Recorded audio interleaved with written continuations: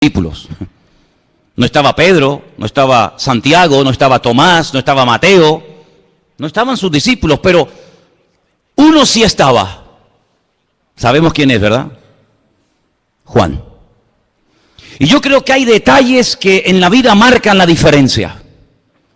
Lo que este agricultor hizo por aquel chico, que lo hizo desinteresadamente, sin esperar recibir recompensa alguna, fíjate la repercusión que tuvo en la historia. Y fíjate a quién salvó y a lo que llegó ese muchacho en la Segunda Guerra Mundial. Y yo creo que en el sentido espiritual hay miles de detalles que podemos hacer a lo largo de nuestra vida, que Dios toma buena nota de ellos, y cuando llega el momento, el Señor, que toma siempre buena nota de nuestras acciones, pero más que de nuestras acciones, de la actitud con la que hacemos las acciones. Porque podemos hacer muchas cosas, ¿verdad, hermanos? Pero ¿por qué las hacemos? ¿Cómo las hacemos? ¿Con qué actitud las hacemos? ¿Con qué actitud hemos ofrendado? ¿Con qué actitud hemos predicado? ¿Con qué actitud hemos hecho aquella obra? ¿Con qué actitud? Eso es lo que cuenta delante del Señor. Pues yo creo sinceramente que por el hecho de haber estado Juan al pie de la cruz, expuesto a que también le echaran mano y lo crucificaran a él, yo creo que el Señor lo recompensó, ¿sabes? No tengo un versículo que puedo utilizarlo como aval de lo que estoy diciendo, pero creo sinceramente que a veces hay detalles en la vida que hacemos para el Señor. Porque todo lo que hacemos en la vida, dice la Biblia, que tenemos que hacerlo no solamente en el nombre del Señor, sino para el Señor. ¿Cuántos dicen amén?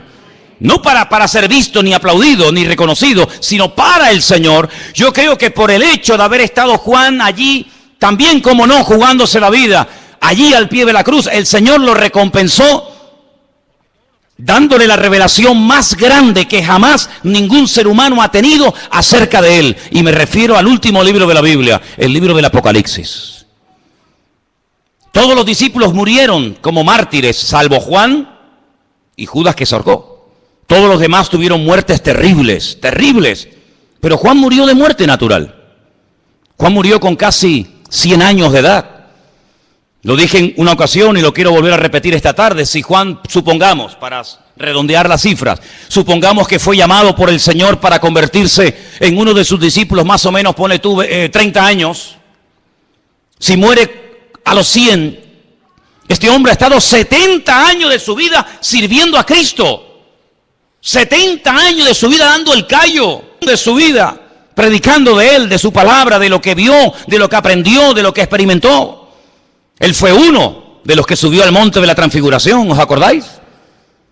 Él vio a Elías, él vio a Moisés, él escuchó aquella conversación allí en el monte Tabor, y allí los vio hablando, ¿verdad?, de cómo sería su venida, su partida. Él vio cosas tremendas, y él tuvo durante muchos años, él tuvo el privilegio de tener en su casa nada más y nada menos que a la madre de nuestro Señor Jesucristo. A Miriam o a María. ¿Cuántas preguntas le habrá hecho Juan a María, verdad? ¿Cuántas conversaciones alrededor de una mesa? Oye, ¿y cómo era él de niño? ¿Y cómo hablaba? ¿Y cómo se comportaba? ¿Y qué te dijo verdaderamente Gabriel? ¿Cuántas conversaciones en tantos años habrá mantenido Juan con María? Y María con él, ¿verdad? Pero Juan llegó a ser el hombre que vivió más cerca del corazón de Cristo. Así como David fue el hombre que vivió más cerca del corazón de Dios en lo que llamamos el Antiguo Testamento, en el Nuevo Testamento fue la persona que más profunda e íntimamente llegó a conocer al Señor. Yo también lo he dicho, esto que voy a decir ahora en otras ocasiones, pero siempre me ha llamado tremendamente la atención que la última vez que el Señor cena con sus discípulos, Él dice algo, vamos a decir, una especie de profecía, que se cumpliría al pie de la letra. Y es cuando Él dice, hay uno sentado alrededor de esta mesa conmigo que me va a entregar, que me va a traicionar. Todos los que estaban alrededor de esa mesa, salvo Juan, le hicieron al Señor la misma pregunta. Señor, ¿te refieres a mí? ¿Estás hablando de mí? Eso se lo preguntó Pedro, se lo preguntó Santiago, se lo preguntó Tomás, salvo Juan. Juan no le dijo, ¿seré yo, Señor? Sino Juan hace otra pregunta. Juan le dice, ¿quién es, Señor? ¿quién es el que te va a traicionar? Porque yo no soy el que te voy a traicionar. Tenía una seguridad, una confianza, las ideas tan claras en aquel momento, que aunque él sabía que el Señor acababa de profetizar que alguien le iba a traicionar, que alguien le iba a vender, él sabía que él no tendría muchos defectos. De hecho, en cierta ocasión, el Señor lo apellidó a él y a su hermano, porque eran hermanos, Santiago y él, les dijo, hijos del trueno, bonarjes. Ese carácter fuerte, impetuoso que tenían en un principio, ¿verdad? Que el Señor lo fue moldeando y tratando hasta llegar a ser lo que llegó a ser. Pero él, a pesar de los muchos defectos que como cualquier ser humano podía haber llegado a tener en su vida, él sabía que él nunca iba a vender al Señor. Él nunca iba a traicionar al Señor. Por lo tanto, él le dice, Señor, ¿quién es? Y él fue el único que recibió por revelación directa del Señor quién era el traidor. Y le dijo, fíjate bien lo que voy a hacer. Al que yo le dé pan mojado en vino, ese es. Jesús moja pan en vino y le dice a Judas, Judas, toma. Lo que tengas que hacer, hijo, hazlo pronto. No lo retiene, no le dice, no, espérate un momentito, vamos a... Sino dice, date prisa, vamos a cumplir ya las profecías, date prisa. Así que Juan sabía perfectamente que el traidor no era ni Pedro, ni Santiago, ni él, sino que era Judas Iscariote. Y él fue allí al monte de la calavera y allí estuvo hasta el último momento y él dio testimonio de que Jesús en la cruz no se desmayó, no sufrió un desvanecimiento, sino que él murió. Dice, y mi testimonio es verdadero. Yo vi cuando le traspasaron el costado que salía agua y sangre. Y yo estaba allí al pie de la cruz. Él llegó a conocer al Señor de una forma tremenda. Sabemos que él fue una persona que el Señor lo utilizó a la hora también de escribir y de divulgar el Evangelio. El Evangelio según San Juan, ¿quién no lo ha leído? ¿Hay alguien aquí que no ha leído todavía el Evangelio según San Juan? Pues no sabes lo que te estás perdiendo. Un Evangelio precioso, ¿sí o no? Un Evangelio maravilloso. Empieza más o menos igual que el Génesis. Bereshit hayá, en el principio era la palabra, y la palabra era Dios. Y fíjate que su evangelio es un evangelio tan diferente a los demás, que cuando estudiamos los evangelios, al de Juan siempre se estudia aparte, porque las características que contiene el evangelio de Juan son totalmente diferentes a las que tiene Mateo, Marcos y Lucas. Él escoge 7 milagros, como también nos ha enseñado en otra ocasión. Él escoge a propósito 7 milagros que no los llama milagros, sino los llama señales. Y a través de esos 7 milagros o señales, él intenta presentar a Cristo de una forma variada, lo más completa posible, para que la gente se haga más o menos una idea de a quién adoramos, a quién servimos y quién era realmente el Señor. Y yo les enseñé una vez un número que yo no sé si ustedes lo recuerdan. 2, 4, 5, 6, 6, 9, 11. ¿Sois capaces de aprender ese número? Facilito, ¿no? 2, 4, 5, 6, 6, 9, 11. A ver. Ya está. El teléfono de Juan. En esos 7 capítulos, el 2, el 4, el 5, el 6, hay 2 en el 6, 6, 9, 11, encuentras esos 7 señales o milagros que él escoge a propósito para presentar a Cristo como si estuviéramos en esta tarde grabando el culto con 7 cámaras diferentes. Una en la izquierda, otra a la derecha, una atrás, una adelante, una arriba, una en diagonal. Cuando terminara la reunión, cuando terminara el culto, si pudiéramos ver en una pantalla todo lo que esas 7 cámaras grabaron, todas grabaron la verdad, todas grabaron el culto, pero desde diferente ángulo. Con una veríamos a unas personas, con otra veríamos a otros hermanos, con otra veríamos una perspectiva diferente a la otra, pero todas grabaron la verdad.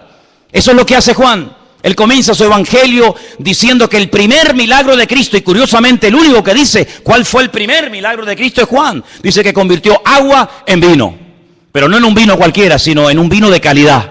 Luego Él es el Señor de la calidad. ¿Cuántos dicen amén? No hace las cosas de cualquier manera, sino las hace las cosas con categoría, con excelencia. Convirtió el agua en buen vino. Es un milagro profético. Hay muchos tipos de milagros en la Biblia. Este es un milagro profético, porque la Biblia dice que es lo que será, lo mismo que fue. Llegará un momento en el que a la iglesia le faltará el vino. Llegará un momento en el que al pueblo de Dios le falte, ¿verdad? Ese gozo, esa alegría, ese júbilo, esa renovación, y el Señor viene casi en el último momento a renovar lo que el diablo ha querido deteriorar y romper, pero Él viene a restaurar todo, y hasta que no restaure todo, Él no viene. ¿Cuántos dicen amén? Y vemos cómo el Señor sana a distancia. No hace falta que el enfermo esté aquí, cerquita, que se deje tocar, que se deje ministrar. No hace falta, no hace falta. Señor, tengo un criado que está enfermo. Bueno, vamos, no hace falta. Di la palabra. Pues venga, va, tu criado está sano. Y cuando llega, la palabra llegó antes que él. Luego el Señor es el Señor del espacio, de la calidad, del espacio, pero también del tiempo. ¿Cuánto tiempo llevas aquí? 38 años. Venga, levántate, toma tu lecho y anda. Y hace en segundos lo que 38 años de espera absurda y ridícula en el estanque de Betesda no hicieron. Señor de la calidad, de la cantidad, del espacio, del tiempo. En el capítulo 6 multiplica los panes y los peces, el Señor de la cantidad, camina por encima de las aguas, el Señor que domina la naturaleza. Vamos al capítulo 9, lo vemos sacando a Lázaro de la tumba, el Señor de la vida, del ciego, y finalmente en el capítulo 11 resucitando a Lázaro. Es decir, que es el evangelista que mejor y más ampliamente presenta al Señor. Y uno dice, después de haber estado 70 años sirviendo al Señor, después de haber estado predicando el Evangelio 70 años, ¿queda algo todavía por decir de Cristo? ¿Queda algo que por descubrir del Señor? Por supuesto, no te quepa la menor duda. Si hay alguien entre nosotros en esta tarde que piensa que por mucho tiempo que lleves en la iglesia, por mucho tiempo que lleves convertido, ya lo sabes todo, te equivocas. Aún estamos en pañales.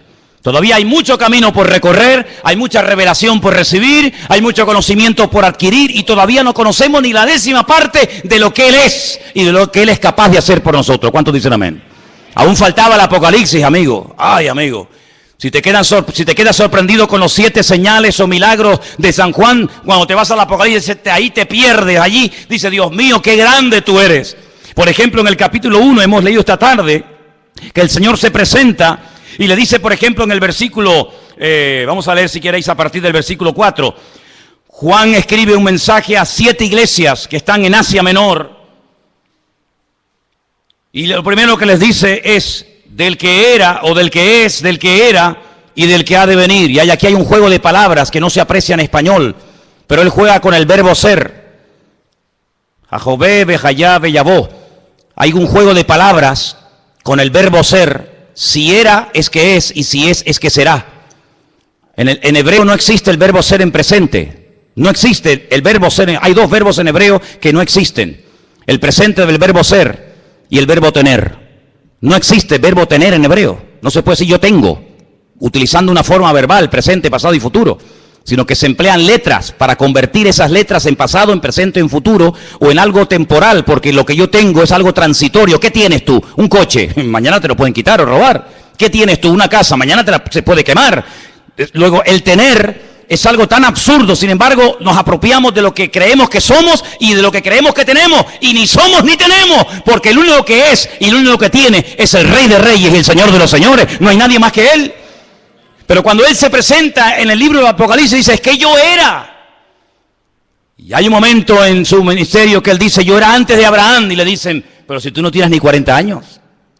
¿Cómo que tú eres antes que Abraham? Claro. ¿Con quién te crees que caminaba y hablaba Abraham?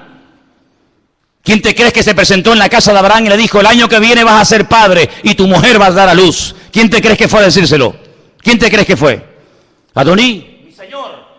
Abraham no se postraba ante nadie ni ante nada. Abraham era monoteísta, Abraham adoraba al Dios único y verdadero. Y cuando lo vio, salió corriendo, se postró ante él y lo llamó Adoní, mi Señor. Qué honor tan grande recibir a mi Señor en casa. Y entonces el Señor le comunica la próxima destrucción de Sodoma y Gomorra. ¿Con quién te crees que hablaba David? ¿Con quién te crees que hablaban los profetas del Antiguo Testamento? ¿Con quién te crees que hablaba Isaías y recibía revelación cuando relató su crucifixión? Es como si el Señor le dijera, mira, apunta ahí, escribe. Y le corre el velo del futuro y le dice, escribe cómo voy a ser crucificado, humillado, maltratado, crucificado, muerto, resucitado. Escríbelo.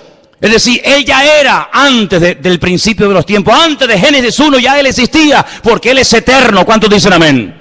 Como hombre, como persona, su naturaleza humana tuvo un principio, evidentemente.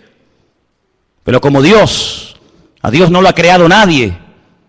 En el principio era el Verbo y el Verbo era Dios. Por lo tanto, Él es eterno. En el principio creó Dios los cielos y la tierra, pero ¿quién creó? ¿Dios o Jesucristo? ¿Quién fue? ¿Uno u otro? El mismo.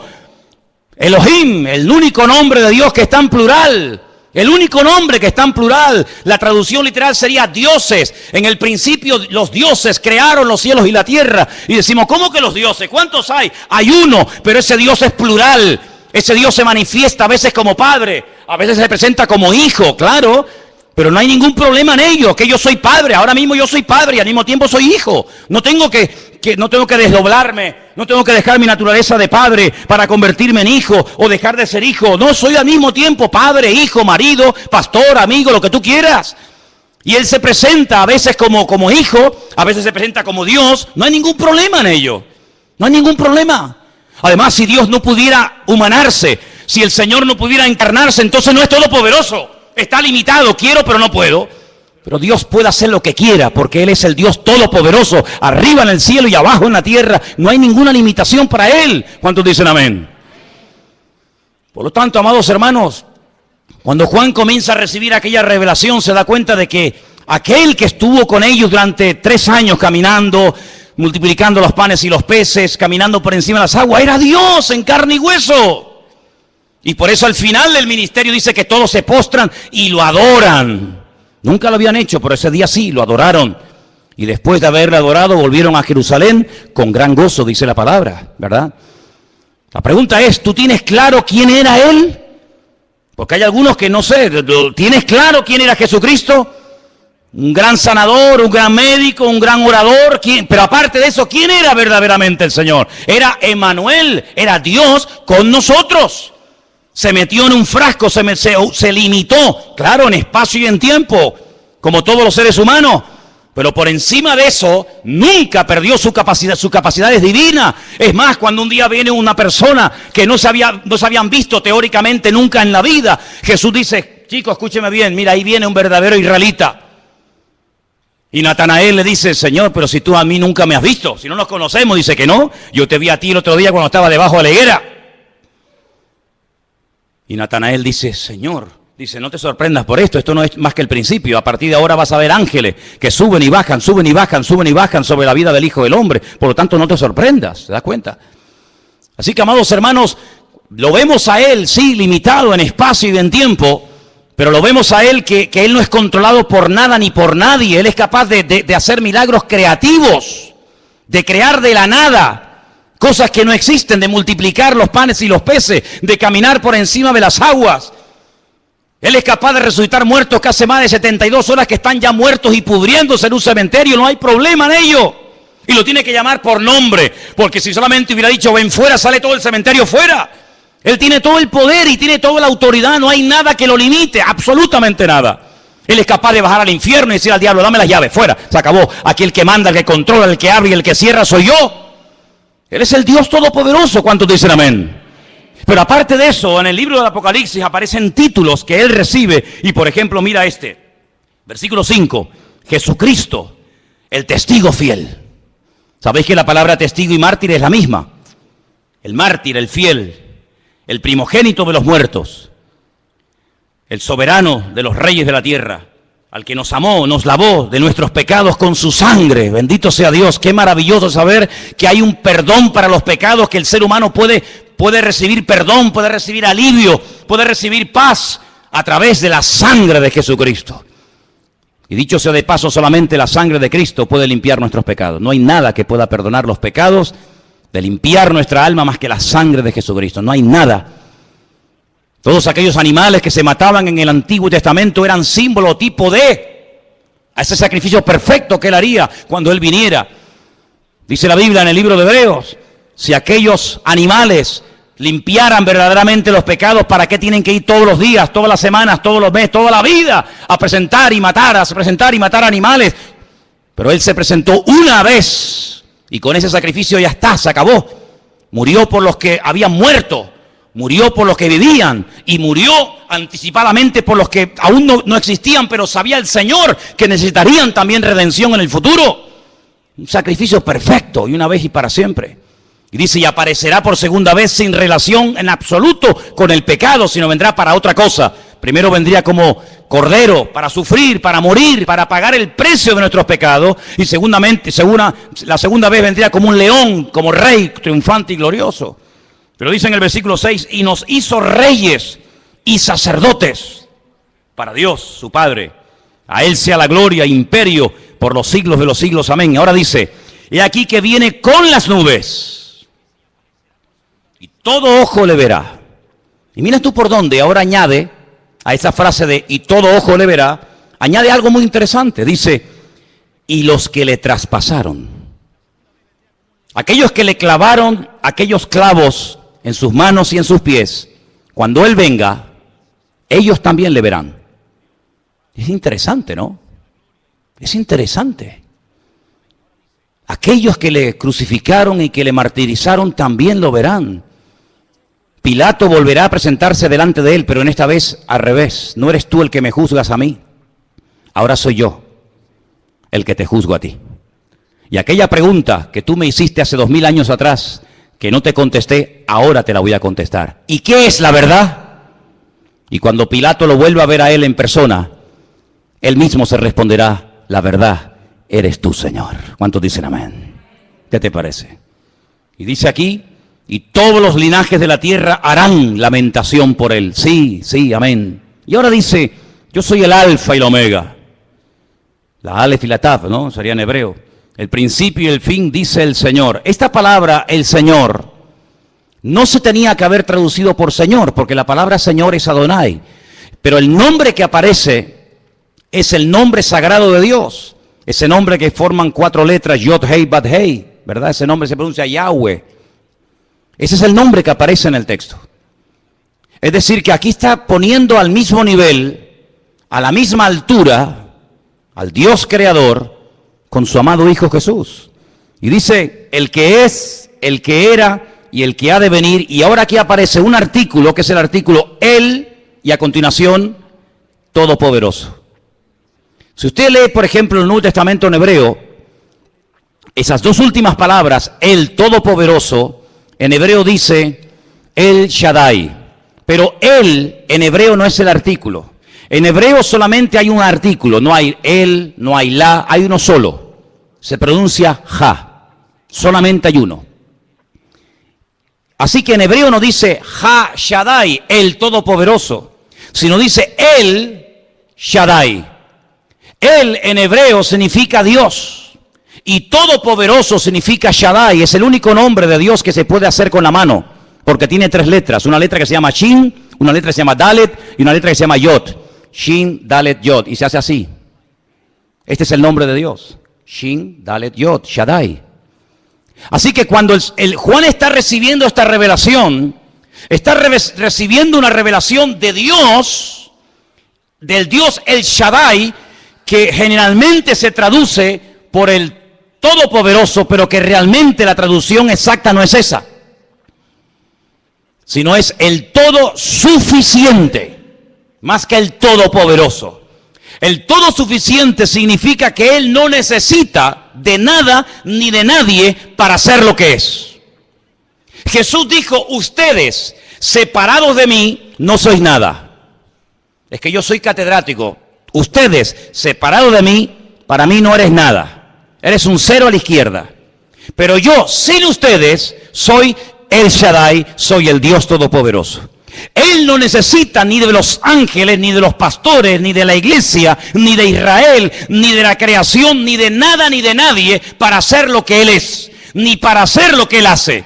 Porque Él es todo suficiente. Él no necesita materia prima para crear. Él es capaz de crear con el poder de su palabra. ¿Cuántos dicen amén? Es interesante que cuando Él crea al hombre, lo crea lo más parecido a lo que Él era. Pero hay atributos intrínsecos de Dios que no los transmite al hombre. Hay cosas que son de la naturaleza divina que nunca formaron parte de la naturaleza del hombre. En este caso de Adán. Y es el poder creativo. Dios no se lo confirió. Dios no le permitió al hombre tener poder con la palabra. Pero Dios sí. Dios crea con la palabra. Sea la luz. Y la luz se produce. Esas palabras que Dios pronunciaba se cristalizaban, se materializaban, se hacían realidad cuando Dios las pronunciaba. Pero esa palabra que Dios pronunciaba se terminó escribiendo. Así que no solamente Dios hablaba y la palabra se materializaba, sino que esa palabra Dios permitió que se escribiera. Y nosotros tenemos en nuestras Biblias docenas, cientos, miles de conversaciones, de expresiones, de palabras que Dios proclamó, pero que ahora las tenemos por escrito. Es decir, si la palabra cuando salía de los labios de Dios tenía y tiene poder, amén, no mengua el poder de Dios porque esa palabra ahora se ha escrito y se ha llevado a una imprenta y se ha puesto en papel y tinta. Contiene exactamente el mismo poder que tenía y tendrá siempre.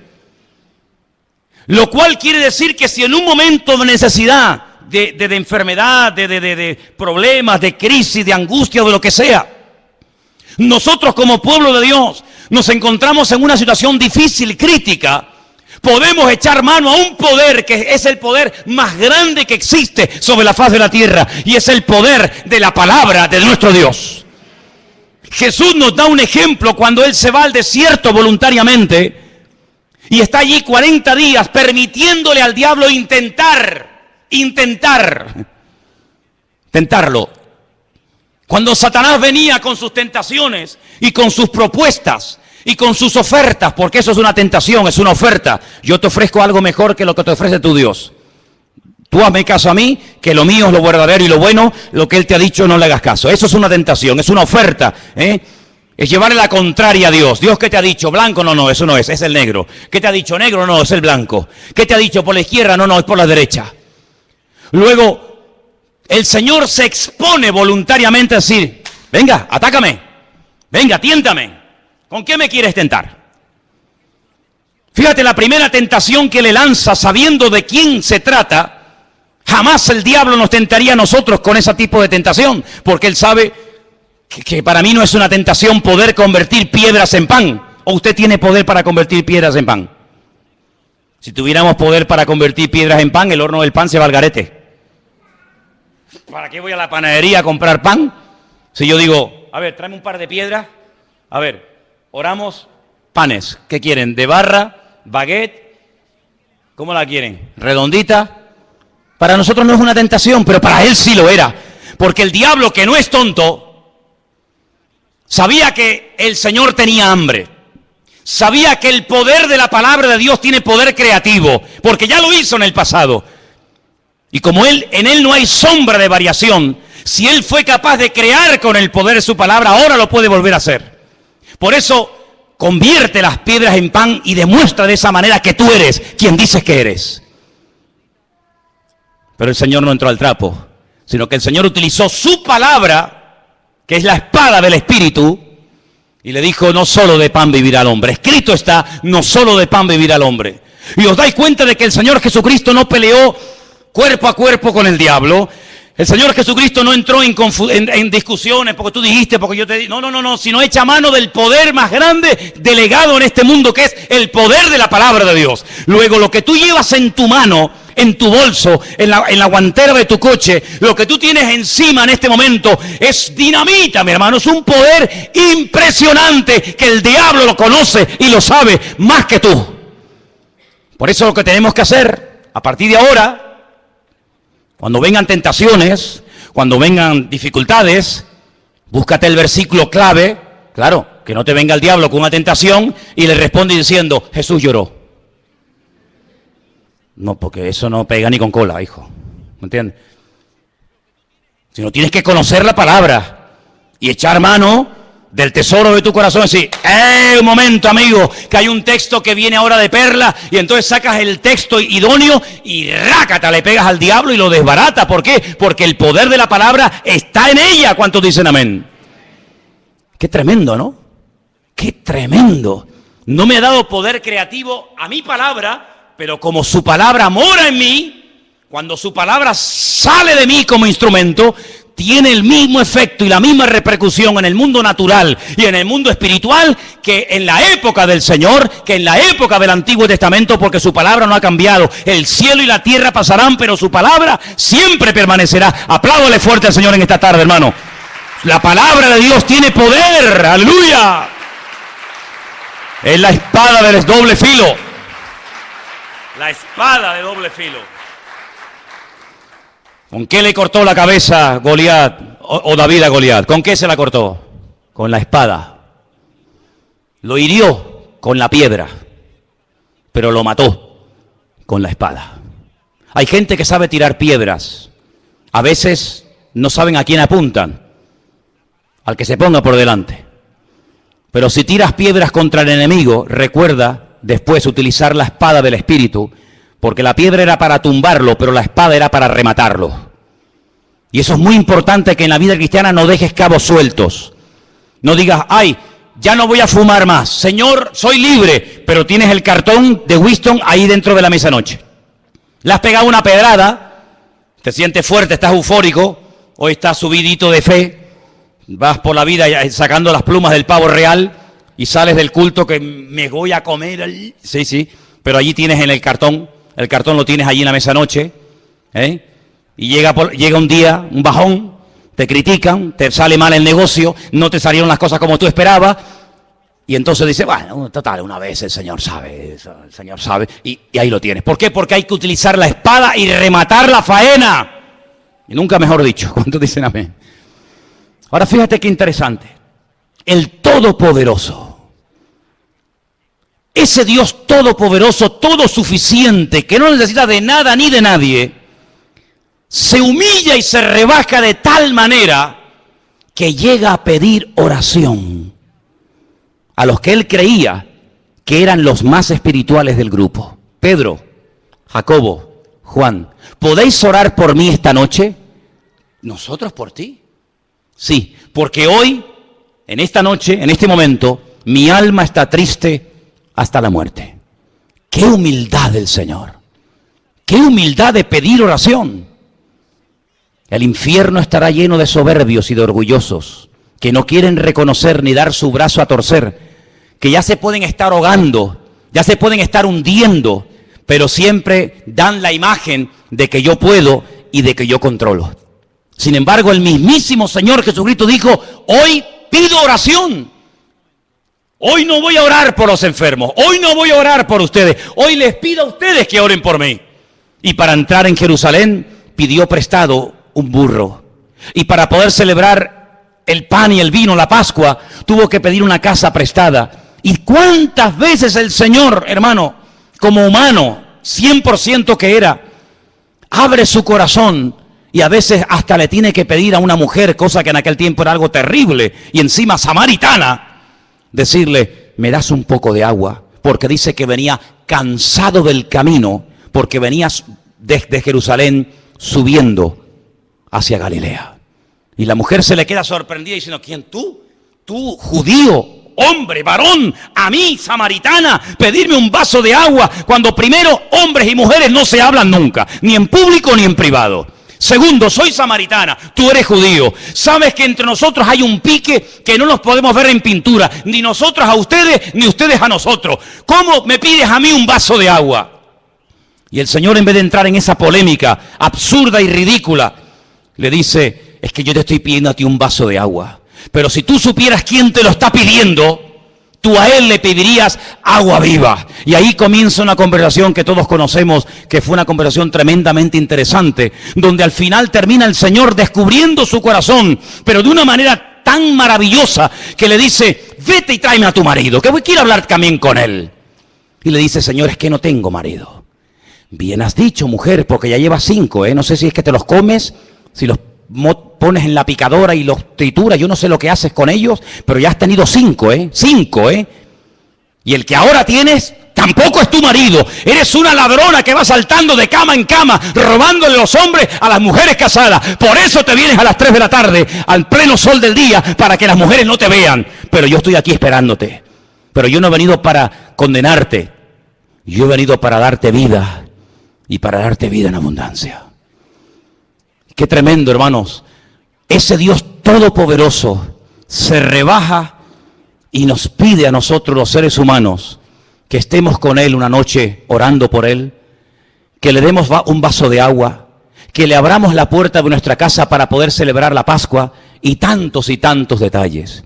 La cuestión está en que en este libro del Apocalipsis, Juan nos va a presentar al Señor de una forma tan impresionante que no hay en toda la Biblia, desde el Génesis hasta el Apocalipsis, no hay un libro juntándolos todos que te aporte tanta revelación, tanta sabiduría, tantas cosas interesantes de su naturaleza y de su carácter como en el libro del Apocalipsis.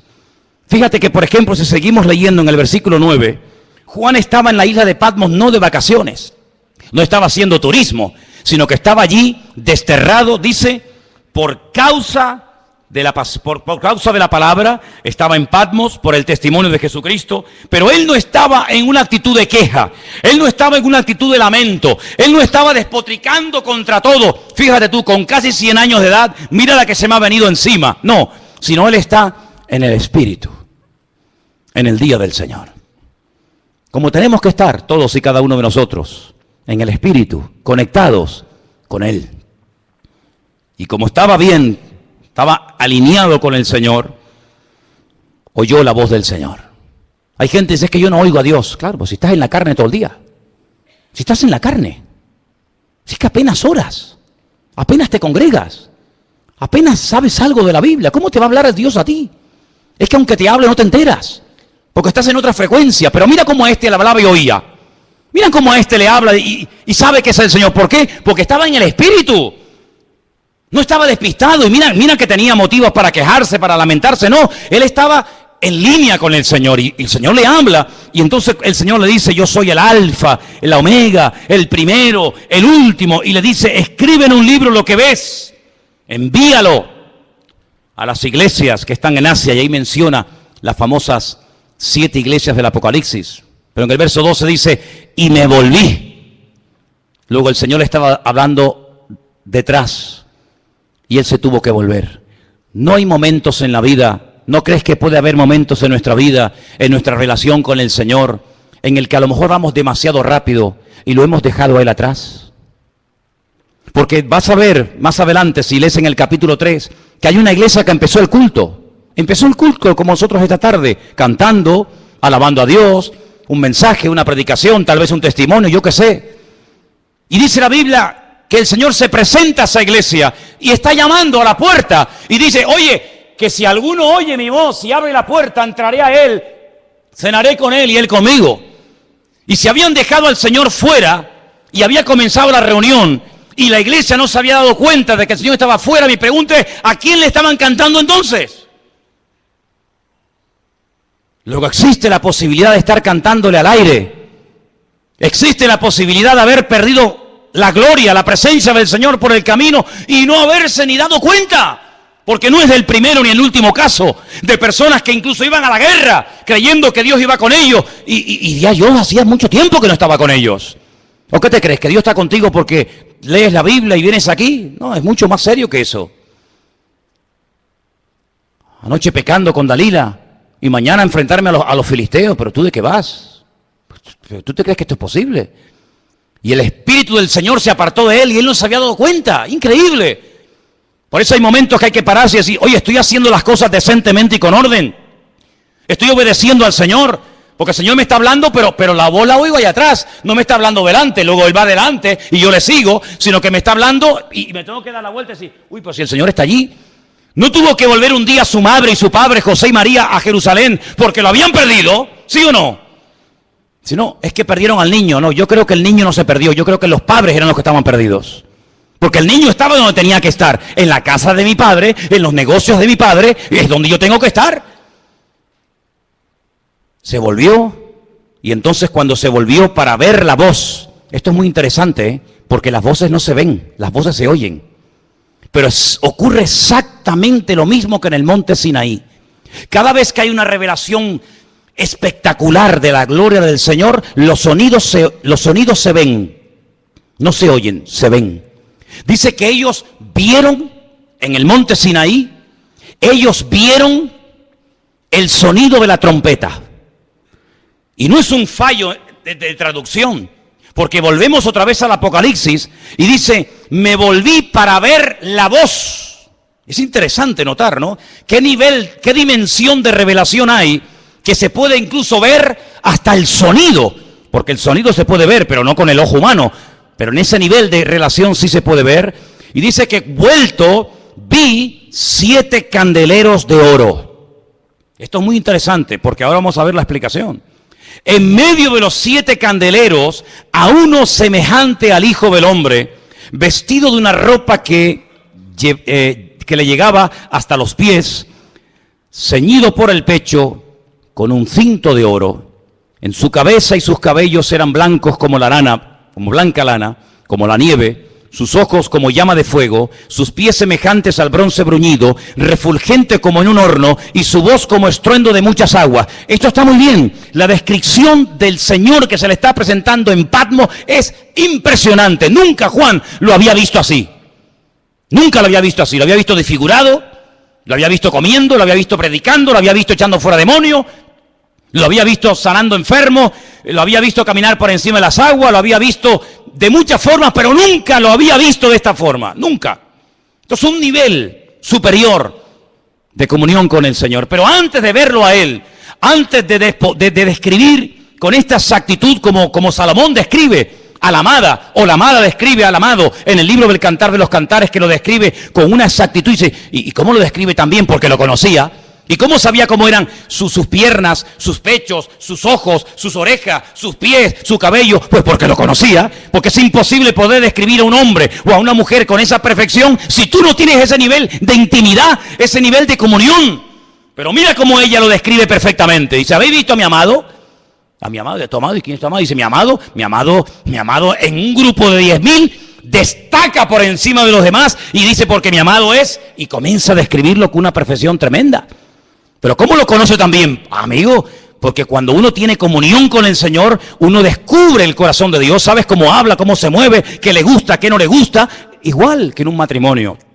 Pero antes de verlo así y de describirlo, lo que ve son 7 candeleros. A mí me hace gracia cuando hay gente que dice, no, yo no he dejado de leer la Biblia, yo no he dejado de orar en casa, pero yo no me congrego. Entonces, ¿tú qué te estás inventando una Biblia a tu manera? ¿Un cristianismo paralelo? Porque lo primero que tuvo que ver Juan es a las iglesias.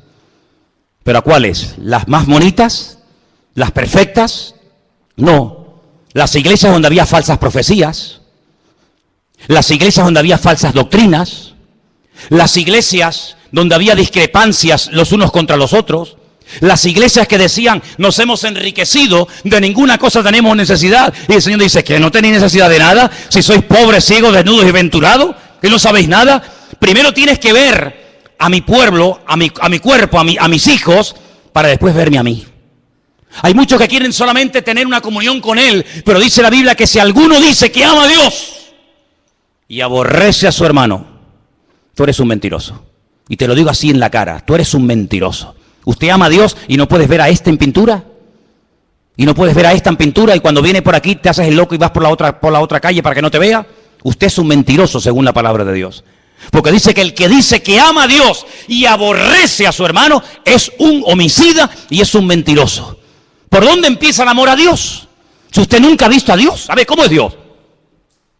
Usted nunca ha visto a Dios, nunca lo ha visto. Usted nunca ha oído la voz audible de Dios.